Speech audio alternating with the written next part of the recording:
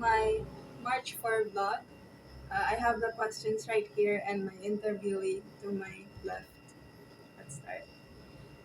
How do you feel after watching the documentary? Um, I feel bad because kasi dati puro reklamo lang ako sa pag-aaral kung magkano yung babaunin ko. Pero hindi pala natin alam na may mga ganito palang bata na gustong-gustong makapag-aral. Pero marami yung paghihirap na dinadaanan nila para lang makapunta sa school. Kindly share one memorable scene from the documentary. Yung pinaka memorable sa akin na scene is yung tatawid sila ng sasakay sila ng balsa para lang makatawid sa ilog. Kasi hindi ko pa nararanasan yun. Tsaka mukhang delikado. Kasi mga bata pa sila. If you were in their situation, would you survive and quit school or finish your education? Pagkatapos kong mapanood yung video nila, yung documentary, na-inspire ako kasi kahit sabihin mo mga bata pa sila, pinipilit talaga nila makatapos kahit gaano kahirap yung pinagdadaanan nila. Kaya kung ako'y nasa sitwasyon nila, patatapusin ko yung yung pag-aaral ko. If you were a student, how would you help yourself to learn despite the lack of support from the government and education? Why? Elaborate your answer. Para siguro manghihiram ako ng mga libro sa mga kakilala kong mayroong libro ganun. And makikipagtulungan ako sa mga kaklase ko na kumbaga kami mag-brainstorming para matuto. If you were a teacher, how would you help your students learn more about the subject matters despite the lack of resources? Para mas maturuan ko sila ng maayos, gagamitin ko yung mga natutunan ko base sa experience ko. Lahat ng natutunan ko, tuturo ko din sa kanila lahat para matuto sila. If you were a DepEd secretary, how would you use the relocated annual budget? Para ang gagamitin ko yung budget para sa mga kakulangan ng resources kagaya ng mga libro, mga digital gadgets. Tsaka syempre mas maayos din, mas maganda rin kung magpapatayo ng mas malapit na eskwela para hindi sila para hindi sila sumasakay ng balsa para lang tumawid ng ilog. Thank you. My second interviewee is my grandmother. How do you feel after watching the documentary? I feel sad and inspired for the children. Edit English. Despite na napakahirap ng pinagdadaanan nila, nagpupursige sila at may mga taong laban lang lagi sa buhay. Kindly share a memorable scene from the documentary.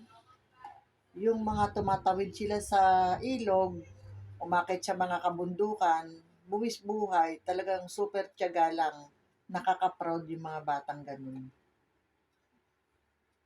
If you were in their situation, would you quit school to survive or finish your education and why?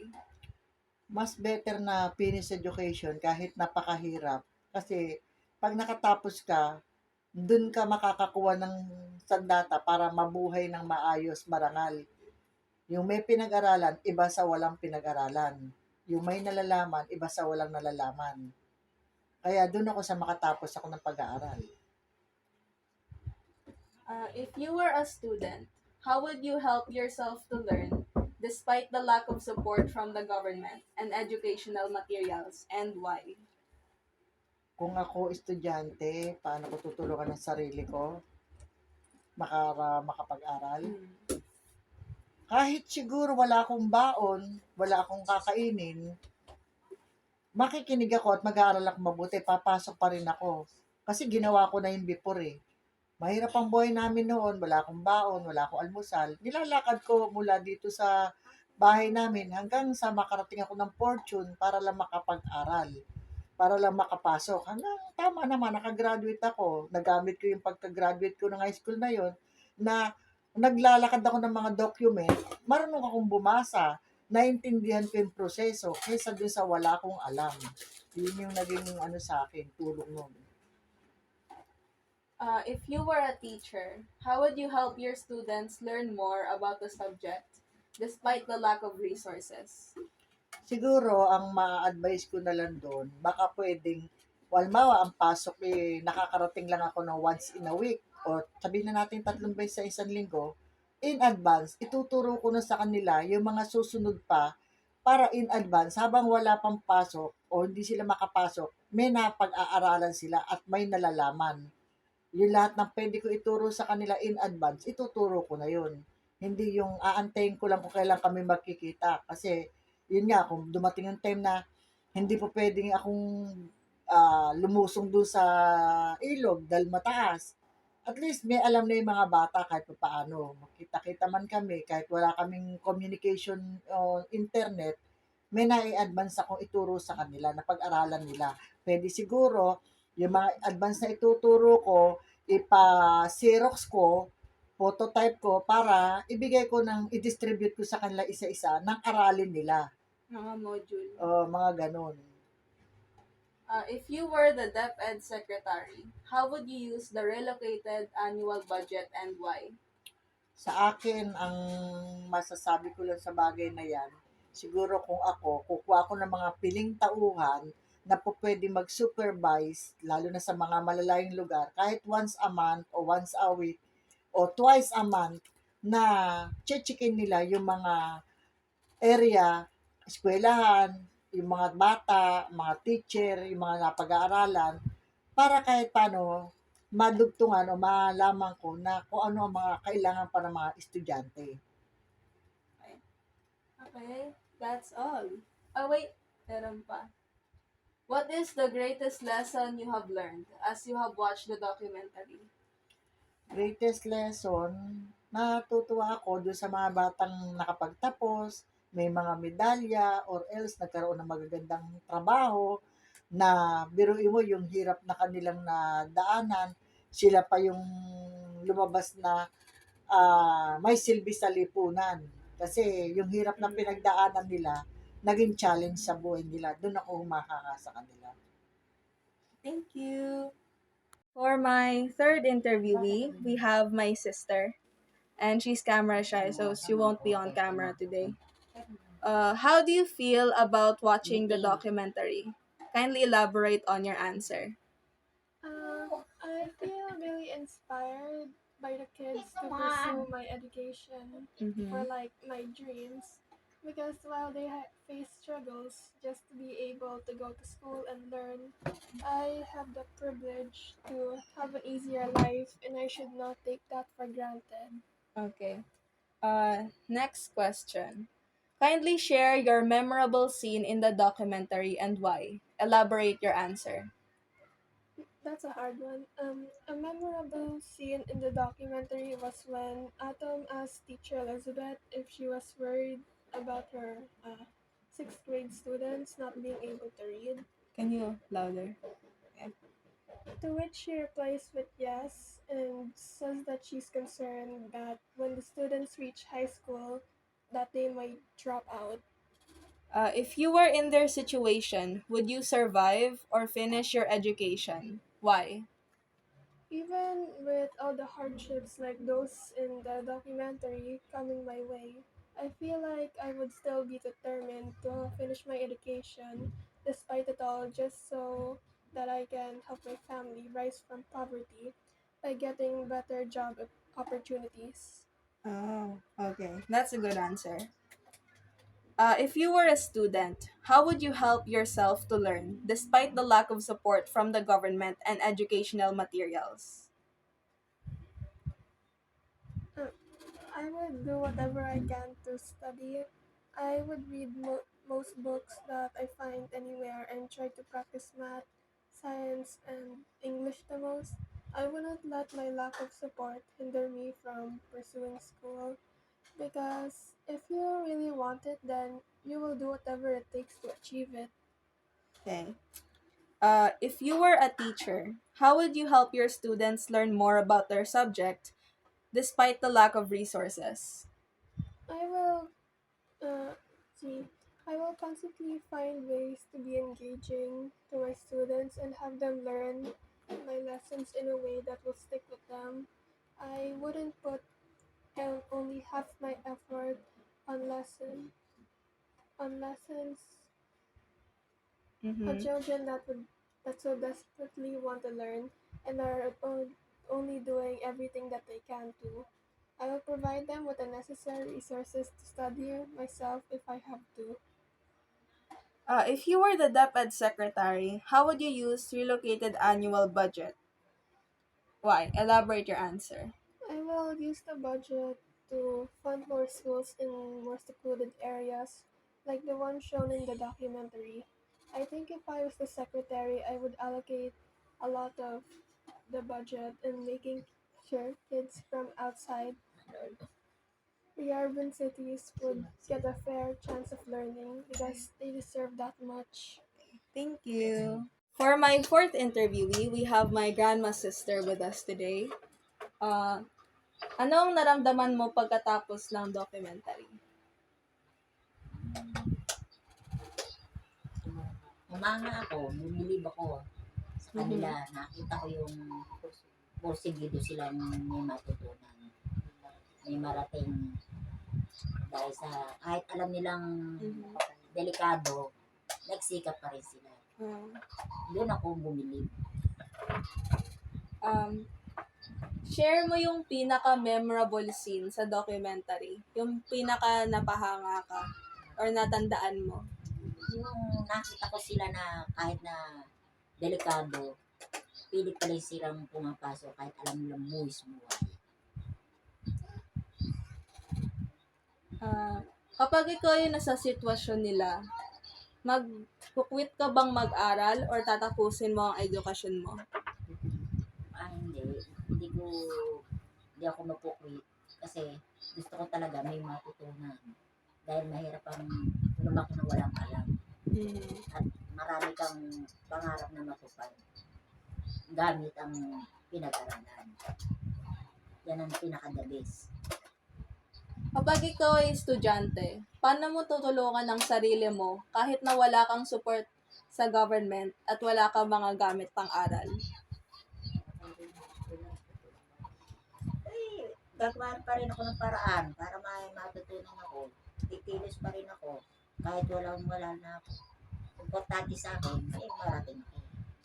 Nakapag-aral ako ng maayos. Pipilitin Pipilitin ko pa rin makatapos. Kapag ikaw naman ay isang teacher, paano mo tutulungan ang mga estudyante mo na matuto kahit na wala kayong resources? Susubukan kong lumapit sa mga mas kayang tumulong para matulungan ko rin yung mga estudyante na mas nangangailangan para lahat sila may matutunan. Para pati niligtas sa akin sa mga teacher. Kapag ikaw naman ay isang DepEd secretary, paano mo gagamitin ang relocated annual budget na binibigay sa inyo? And why?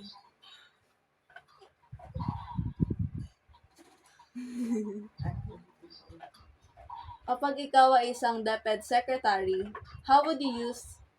paano mo gagamitin ang relocated annual budget na binigay sa inyo and bakit?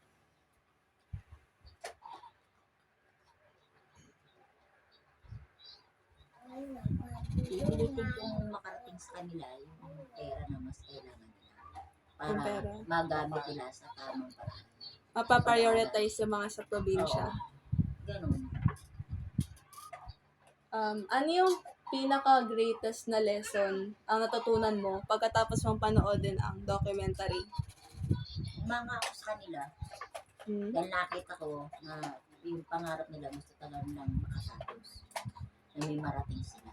So, yung nakita ko yung pagsisikap nila kahit alam ko na delikado buwis buhay. Yun ang pinaka-hinanga ko sa kanila. Yung pangarap nila, gusto nilang matutunan. Thank you.